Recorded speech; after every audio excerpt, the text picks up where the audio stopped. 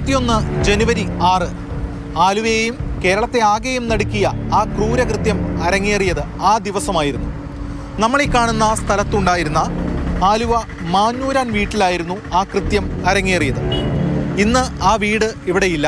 അത് പിന്നീട് പൊളിച്ചു നീക്കുകയാണ് ഉണ്ടായത്. ഇന്ന് കാട് കയറി കിടക്കുന്ന ഒരു ഇടമാണ് ഇവിടം.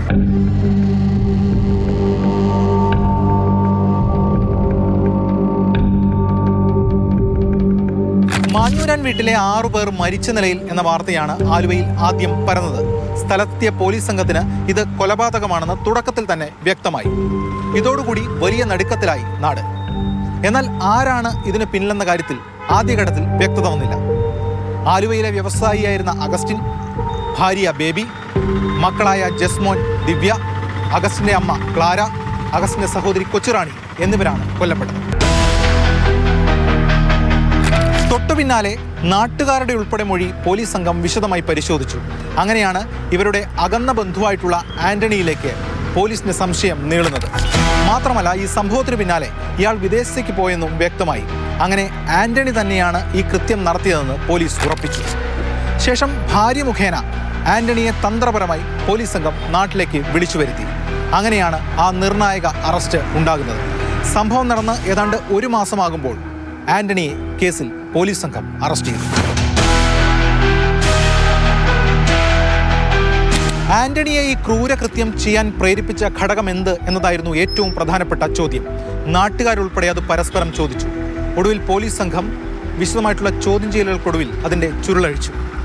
അതായത് കൊച്ചുറാണി ആന്റണിക്ക് വിദേശത്ത് പോകുന്നതിനായി പണം വാഗ്ദാനം ചെയ്തിരുന്നു. അത് കിട്ടാതെ വന്നതിലുള്ള വൈരാഗ്യമാണ് ഈ കൊലപാതകങ്ങൾക്ക് കാരണം എന്നതായിരുന്നു പോലീസിന്റെ കണ്ടെത്തൽ. സംഭവ ദിവസം രാത്രി ഏകദേശം ഒരു 9 മണിയോടുകൂടി ആന്റണി മാഞ്ഞൂരാൻ വീട്ടിലെത്തി. അപ്പോൾ അഗസ്റ്റിനും ഭാര്യയും 2 മക്കളും സിനിമയ്ക്ക് പോകാനുള്ള തിരക്കിലായിരുന്നു. ക്ലാരയും അതോടൊപ്പം തന്നെ കൊച്ചുറാണിയും അവിടെ ഉണ്ടായിരുന്നതാണ്. ഈ അഗസ്റ്റിനുൾപ്പെടെയുള്ളവർ സിനിമയ്ക്ക് പോയ ശേഷം കൊച്ചുറാണിയോട് ആന്റണി പണം ചോദിച്ചു. കിട്ടാതെ വന്നപ്പോൾ കൊച്ചുറാണിയെയും തടയാനെത്തിയ അമ്മ ക്ലാരയെയും ആന്റണി കൊലപ്പെടുത്തി, വെട്ടിക്കൊല്ലുകയാണ് ചെയ്തത്. എന്നാൽ അഗസ്റ്റിനും മക്കളും ഭാര്യയും താൻ ഇവിടെ വരുന്നത് കണ്ടു എന്ന് ആന്റണിക്കറിയാം.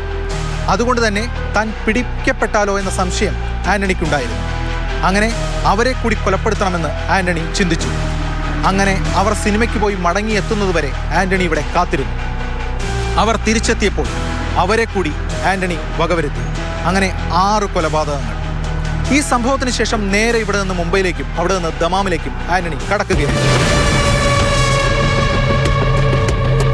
ഒരാൾ ഒറ്റയ്ക്ക് 6 പേരെ കൊലപ്പെടുത്തിയെന്ന പോലീസ് കണ്ടെത്തൽ ഞെട്ടലോടുകൂടിയാണ് പലരും ശ്രവിച്ചത്. ചിലർക്ക് ചില സംശയങ്ങളും ഉണ്ടായി.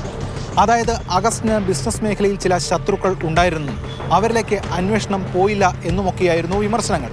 എന്തായാലും കേസ് പിന്നീട് ക്രൈംബ്രാഞ്ചിനും അതിനുശേഷം CBIക്കും പോയി. CBI വിശദമായിട്ടുള്ളൊരു അന്വേഷണം ഇതുമായി ബന്ധപ്പെട്ട് നടത്തി. ഒടുവിൽ പോലീസിന്റെ കണ്ടെത്തൽ CBI ശരിവെച്ചു. തുടർന്ന് വിചാരണ, അതിനുശേഷം സുപ്രധാനമായിട്ടുള്ള വിധി പ്രസ്താവം.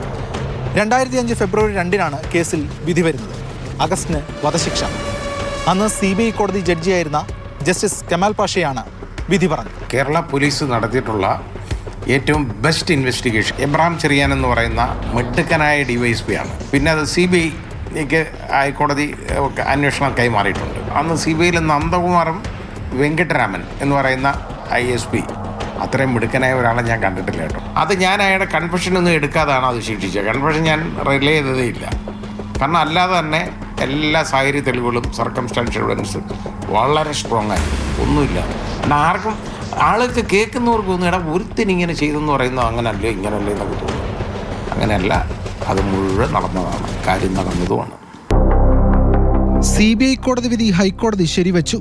തുടർന്ന് പ്രതിക്ക് നൽകിയ വധശിക്ഷ ആദ്യം സുപ്രീം കോടതി സ്റ്റേ ചെയ്തെങ്കിലും 2009 അംഗീകരിച്ചു. പ്രതിയുടെ ദയാഹർജി രാഷ്ട്രപതിയും തള്ളി.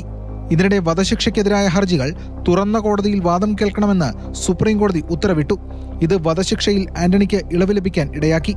2018 ഡിസംബർ 11 വധശിക്ഷ സുപ്രീം കോടതി ജീവപര്യന്തമാക്കി. ദീർഘനാൾ തടവനുഭവിച്ച ആന്റണിക്ക് പിന്നീട് പരോൾ കിട്ടി. നിലവിൽ നാട്ടിൽ കഴിയുന്ന ആന്റണി ഉടൻ കാട്ടാക്കടയിലെ തുറന്ന ജയിലിൽ ഹാജരാകുമെന്നാണ് അറിയുന്നത്. സംഭവം നടക്കുമ്പോൾ ആലുവ നഗരസഭയിലെ താൽക്കാലിക ഡ്രൈവറായിരുന്നു ആന്റണി.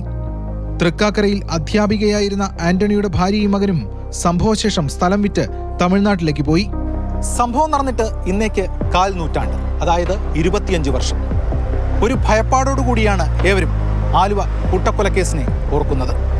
ഒരു നടുക്കത്തോടു കൂടിയല്ലാതെ ഈ വഴി ആരും കടന്നു പോകാറുമില്ല. ക്യാമറമാൻ ബിനു പാവുമ്മയ്ക്കൊപ്പം എസ് ഷാഗിൻ, മാതൃഭൂമി ന്യൂസ്, കൊച്ചി.